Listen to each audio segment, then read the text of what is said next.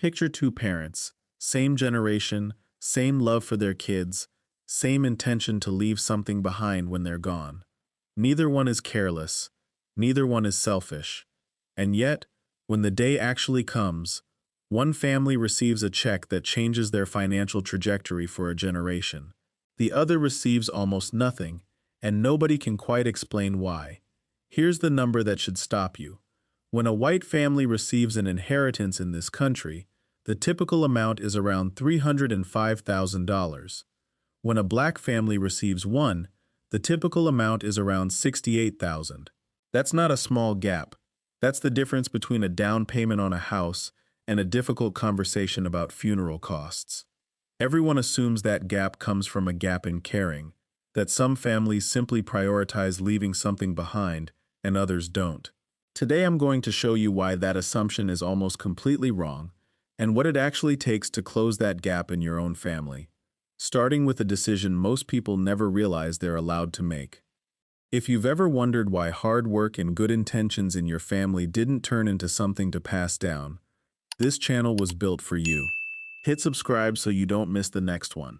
This isn't a video about blame, and it isn't a video about a system too big to do anything about.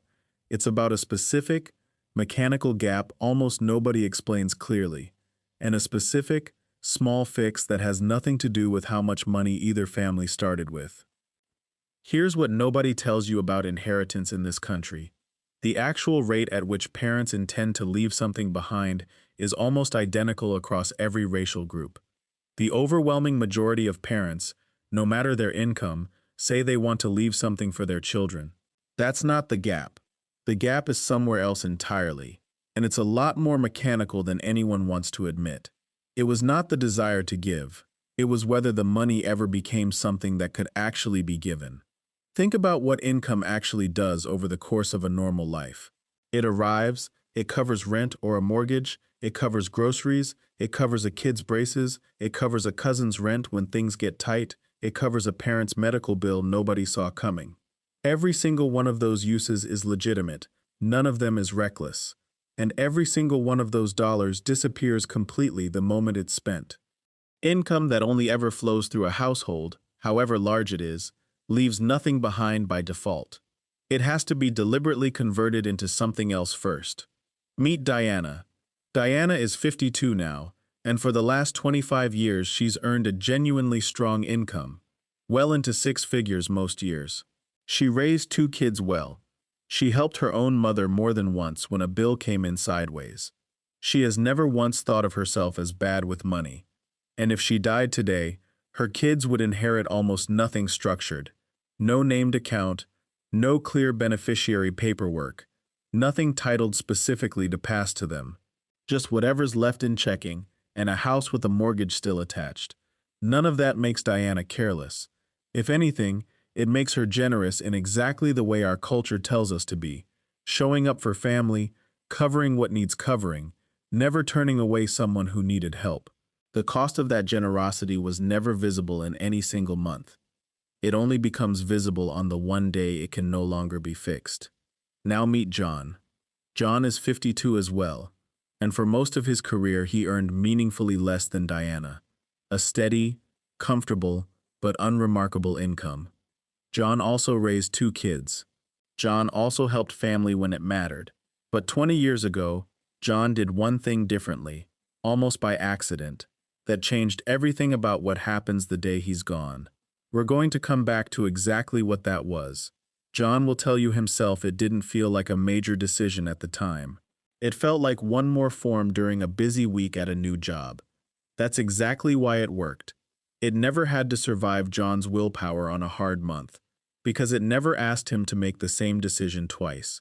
So let's actually run the math on why two people who both wanted the same outcome ended up in such different places. One honest note before we go further. This isn't a story about two individuals who happen to be unusual. Diana and John's situations map onto something researchers have measured directly, giving rates that look almost identical across race, sitting right next to inheritance amounts that don't look identical at all. The gap lives in the mechanics, not the intentions, for millions of families, not just these two. Here's the mechanism, almost nobody explains clearly. Income and inheritance are not the same thing, and treating them as the same thing is exactly what keeps this gap invisible until it's too late to fix. Income is what flows through your hands while you're alive. Inheritance is only ever what got converted into something that survives you. A home with equity in it, a retirement account with a named beneficiary, an investment account, a life insurance policy. If none of your income ever gets converted into one of those things, the size of your income while you were alive has almost nothing to do with what's left when you're gone. That's not a moral failing. It's simply what happens by default when nothing interrupts the flow. Picture income as water moving through a pipe. Every household has bills, needs, and people who matter waiting at the end of that pipe with a cup. Unless something diverts a small stream of that water into a separate container before it reaches the end of the pipe, all of it arrives at the same destination. Spent, however legitimately, on the life happening right now.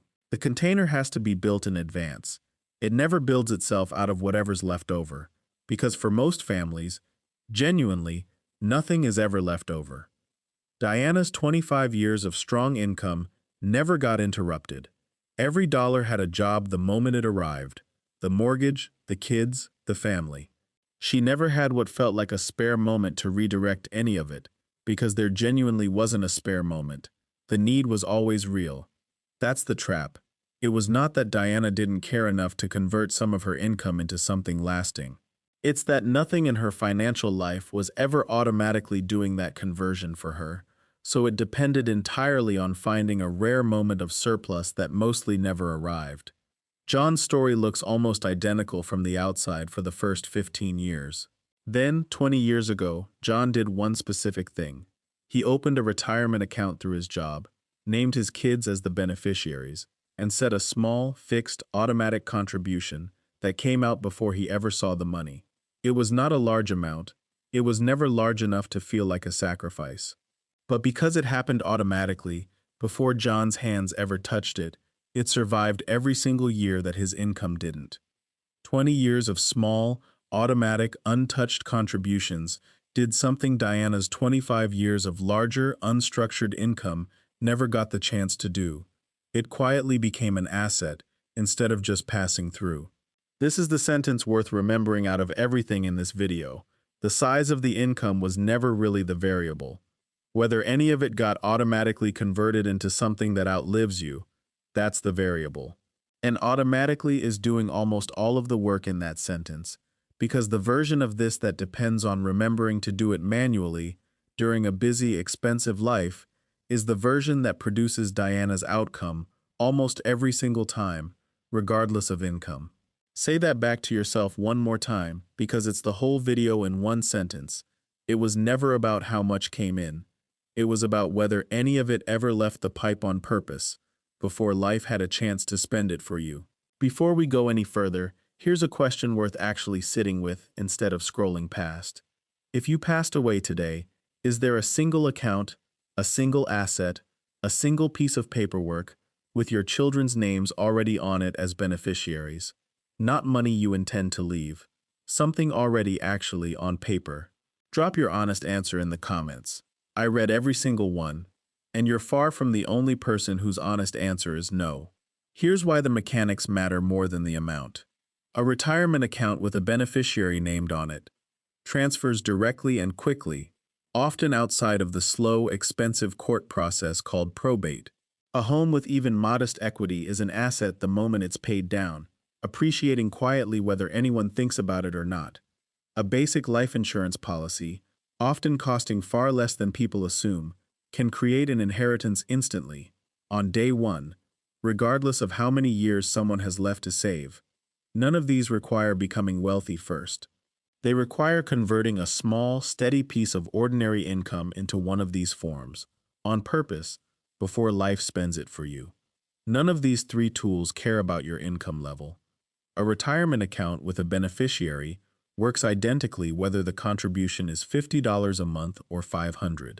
A life insurance policy priced for someone in their 30s or 40s is often far cheaper than people assume, sometimes less than a streaming subscription a month, and it creates a full, immediate inheritance from the very first payment, regardless of how many years of saving actually happened. The tool matters more than the amount, and almost nobody tells families that plainly. This is exactly where the psychology of this topic gets complicated, and it's worth naming honestly instead of skating past it. For a lot of families, the idea of setting aside money for later, while a relative needs help right now, feels almost impossible to justify.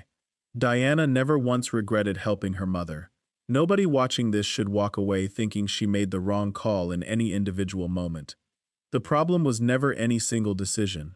It's that nothing in her system protected even a small piece of her income from every single one of those legitimate, ongoing needs, which meant the piece meant for the next generation never got the chance to exist in the first place. There's a specific guilt that shows up here worth naming directly. Setting aside even a small amount can feel, in the moment, like choosing a future person over a present one who needs help right now. That feeling is real and it deserves respect, not dismissal. But the two aren't actually in competition the way they feel like they are. A $10 or $20 automatic contribution is rarely the difference between helping family today or not. It's small precisely so it never has to compete with anything urgent. The whole point of making it automatic and small is that it stops needing to win that argument every single month. This video is for education and storytelling purposes only, not personalized financial advice. Please consult a qualified financial professional for decisions specific to your situation. Here's what actually closing this gap looks like in practice, and it's smaller than people expect. It doesn't require earning what Diana earns. John never did. It requires picking one thing: a retirement account with a beneficiary named on it, a modest life insurance policy, an automatic contribution too small to feel like a sacrifice, and making it automatic so it survives the version of you that's tired, stretched, and dealing with someone else's emergency. The account that gets built by accident, $10 at a time, outlasts the account that was supposed to get built on purpose someday when things calm down. Things rarely calm down on their own schedule. Watch what that $20 difference in approach actually does over 20 years. Diana's higher income, unconverted, leaves behind whatever happens to be sitting and checking on the day she's gone. Unpredictable, often small, sometimes nothing at all after final expenses. John's smaller automated contribution, converted from day one, has spent 2 decades compounding quietly in an account nobody had to remember to protect, because it was never sitting somewhere exposed to being spent in the first place. Same intention, same love for their kids. Genuinely different mechanism running underneath the whole time. Neither of them will ever know exactly which month, which paycheck, which decision ended up mattering most. That's the nature of something automatic. It works quietly enough that it never announces itself as the moment that changed everything. It just shows up 20 years later as the difference between a check and a closed account. So go back to those two parents from the opening, the ones with identical love for their kids and wildly different outcomes on the day it mattered most. It was never a gap in caring. Diana cared exactly as much as John did, every single year. The gap was entirely mechanical, sitting quietly in the difference between money that flows through a life and money that gets converted into something that outlives it. Here's the line worth remembering. You don't have to earn more to leave something behind. You have to convert something, automatically, before life gets the chance to spend it for you. If you don't currently have a single account or policy with your family's name already on it as a beneficiary, that's not a verdict on how much you care. It's just the next thing worth fixing. And unlike income, it doesn't require a raise. It requires one afternoon and one small automatic decision. 20 years from now, someone is going to sit exactly where Diana's kids or John's kids sit today.